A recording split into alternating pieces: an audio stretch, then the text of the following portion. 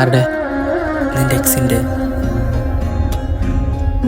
എനിക്ക് ഓർമ്മയില്ലടാ, ഞാൻ മറന്നു. എടാ നിൻ്റെ ഫോൺ ഇങ്ങോട്ട് വന്നേ, എനിക്ക് ഫോട്ടോസ് സെൻഡ് ചെയ്യാനാ.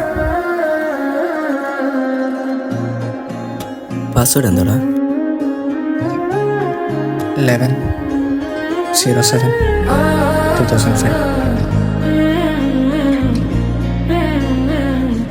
11/07/2005.